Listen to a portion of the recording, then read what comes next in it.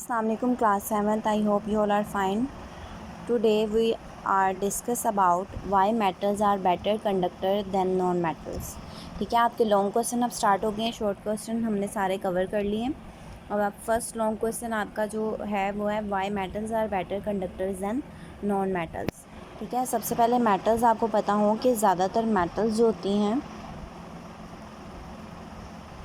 वो solid form में होती हैं. ठीक है, सॉलिड फॉर्म में होती हैं मेटल्स. तो अब आपने देखना है कि किस तरीके से जो मेटल्स हैं वो बेटर कंडक्टर हैं देन नॉन मेटल्स. ठीक है, नॉन मेटल्स में हमारे पास जैसे प्लास्टिक वुड वगैरह आ जाता है. ठीक है, इसको पढ़ते हैं. All metals all solids matter and metals and non metals are made up of tiny particles called molecules but some solid conduct heat better than non other. ठीक है, वो कह रहे हैं कि जो सॉलिड्स हैं जिसमें मेटल्स और नॉन मेटल्स, ज़्यादातर जो मेटल्स होती हैं वो सॉलिड फॉर्म में होती हैं, लेकिन नॉन मेटल्स भी सॉलिड फॉर्म में हैं. इसे जो हैं ये एक स्मॉल पार्टिकल से मिलकर बनी होती हैं जिनको मॉलिक्यूल्स कहते हैं. तो सम जो सॉलिड्स हैं वो कंडक्ट करते हैं हीट बेटर देन अदर्स. कुछ जो हैं वो सॉलिड ज़्यादा हीट को कंडक्ट करते हैं और कुछ कम करते हैं. ऐसा क्यों है, इसके लिए हम लोग ये एक्सपेरिमेंट नीचे वाला पढ़ेंगे. Let us put a metal and a plastic spoon in a hot water. आपने क्या करना है कि प्लास्टिक स्पून और मेटल का स्पून आपने हॉट वाटर में डाल दिया.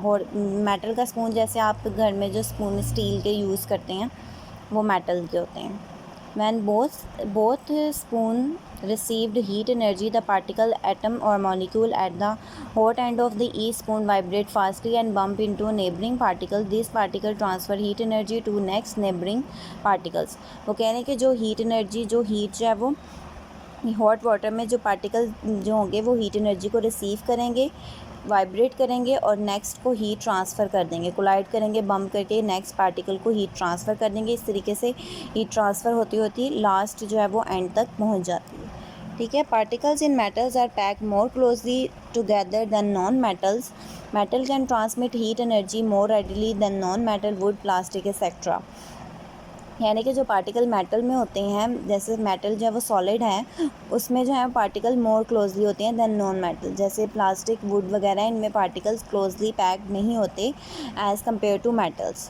ठीक है, तो उसमें हमने जैसे कंडक्शन में पढ़ा था कि कंडक्शन में क्या होता है, उस मेथड में हीट जो है वो ट्रांसफ़र होती है. उसमें एक्चुअल मूवमेंट नहीं होती पार्टिकल्स की, बल्कि वाइब्रेट करते हैं पार्टिकल, कोलाइड करते हैं विद द नेबरिंग पार्टिकल और हीट एनर्जी को ट्रांसफ़र कर देते हैं.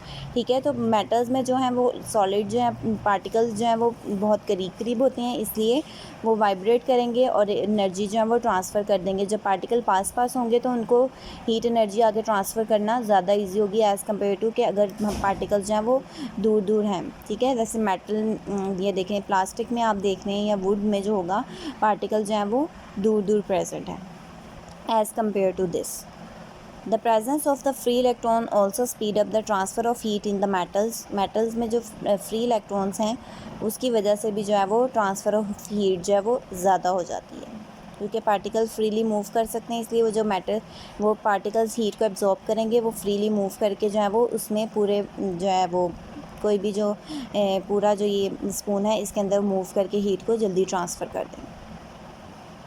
When the metal spoon get heated, the free electron gain kinetic energy and move further towards the colder part of the metal spoon. ठीक है, जो पार्टिकल जो है वो हीट एनर्जी को अब्जॉर्ब करेंगे, तो मोशन की वजह से जो एनर्जी होगी काइनेटिक एनर्जी होगी. ठीक है, उन्होंने काइनेटिक एनर्जी को ऑब्टेन किया और जो है वो कोल्डर पार्ट की तरफ भी मूव कर गए. They bump into the atom in the colder parts and transfer heat energy to them.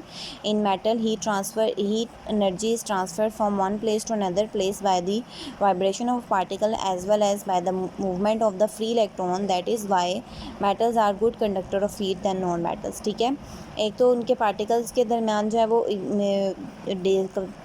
जो है वो क्लोजली पैक्ड हैं, इसलिए वो हीट जो है वो जल्दी से ट्रांसफ़र कर सकते हैं. और इसके अलावा उनके अंदर जो फ्री इलेक्ट्रॉन्स हैं उसकी मूवमेंट की वजह से भी जो एनर्जी है वो इजीली आगे ट्रांसफ़र हो जाती है. तो इस वजह से मेटल जो होती हैं वो गुड कंडक्टर ऑफ हीट हैं. इसमें दो पॉइंट्स हैं. एक तो मेटल्स में जो होते हैं फ्री इलेक्ट्रॉन्स की वजह से,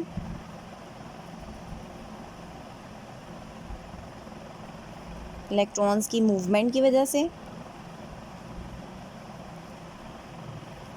और एक वो जो है वो क्लोजली पैक्ड होते हैं। ये 2 रीज़न्स होती हैं जिनकी वजह से मेटल जो होती हैं आर बेटर कंडक्टर